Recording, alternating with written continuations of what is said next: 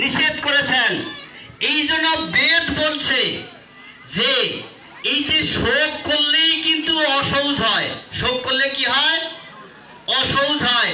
কিন্তু ভগবান শ্রীকৃষ্ণ এখানে অসৌচ কথাটাকে ডিলিট করে দিলেন। কেন? কারণ আপনি কেউ মারা গেলে শোক করতে পারবেন না। কে বলছে? ভগবান শ্রীকৃষ্ণ বলছে। কোথায় বলেছে? গীতায় বলেছে। কত অধ্যায়? 2য় অধ্যায়। কত নম্বর শ্লোক? 27 নম্বর শ্লোক। তাহলে আপনি যদি শোক না করেন তাহলে আপনি অসৌচ নন।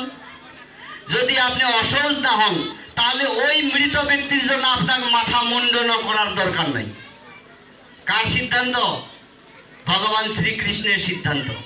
আপনি এখন ভগবান শ্রীকৃষ্ণের সিদ্ধান্ত মানবেন কি মানবেন না সেটা আপনার অভিরুচি। আমি তো এখানে বলতে পারবো না। আমি এখানে বলতে এসেছি, আপনি তাই শুনবেন।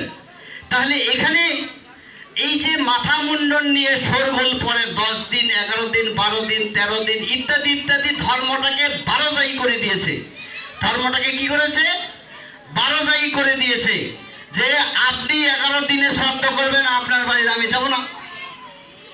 আপনি 12 দিনে শ্রাদ্ধ করবেন, আপনার বাড়িতে আমি যাব না। তাহলে মারামারিটা কার কার মধ্যে হলো?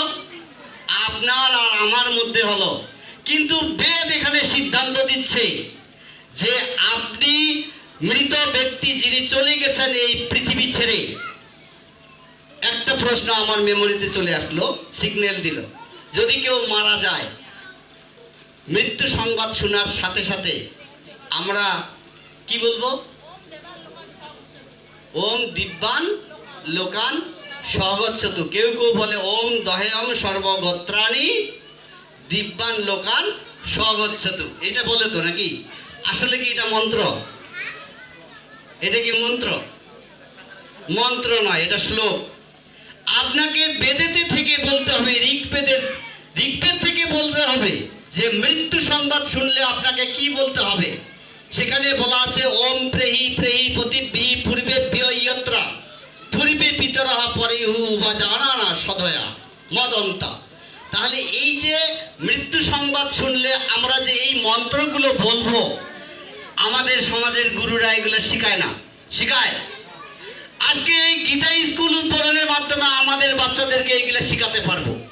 কেউ যদি আমাদের বাচ্চাদেরকে প্রশ্নবিদ্ধ করে যে তোমার ধর্মের নাম কি, বলুন তো আপনাদের ধর্মের নাম কি? সনাতন ধর্ম। আপনাদের ধর্ম কি? উত্তর ঠিক হলো। আপনাদের ধর্মের নাম হচ্ছে বৈদিক ধর্ম। আপনার ধর্মের নাম কি? বৈদিক ধর্ম। আপনার ধর্ম হচ্ছে সনাতন। আপনার ধর্ম কি? সনাতন। ধর্মের নাম হচ্ছে বৈদিক ধর্ম। এখানে একটা মতবিরোধ আছে। সমাজের এই গুরুরা বলে কি বৈদিক, ওদের সাথে যাইও না, ওরা খ্রিস্টান হয়ে গেছে, ওই বৈদিকের সাথে চলা যাবে না। কিন্তু বৈদিক শব্দটাকে বিশ্লেষণ করলে আমরা পাই বেদ শব্দের সাথে ইক প্রত্যয় যুক্ত করে বৈদিক শব্দটি সিদ্ধ হয়। আপনি যে জীবদ্দশায় জন্ম থেকে মৃত্যু পর্যন্ত কর্মগুলো করছেন, এই জন্ম থেকে মৃত্যু পর্যন্ত প্রত্যেকটি কর্ম বৈদিক কর্ম। আপনি আপনার বাচ্চাকে যখন জন্ম হয়, জন্মের পূর্বে মাকে 7 ভক্ষণ অনুষ্ঠান করান না? করান তো? তাহলে এই কর্মটা কোথা থেকে আসছে? গীতা থেকে? না, গীতা থেকে নয়। এই কর্মটা রামায়ণ থেকে আসছে? না, রামায়ণ থেকে আসেনি। এই কর্মটা মহাভারত থেকে এসছে? আসেনি। এই কর্মটা বেদ থেকে এসেছে। পৃথিবীতে কোনো মানুষ যদি বলে যে আমি বেদ ছাড়া চলতে পারবো, এটা নির্জলা মিথ্যা কথা। আমরা বেদ ছাড়া এক মুহূর্ত চলতে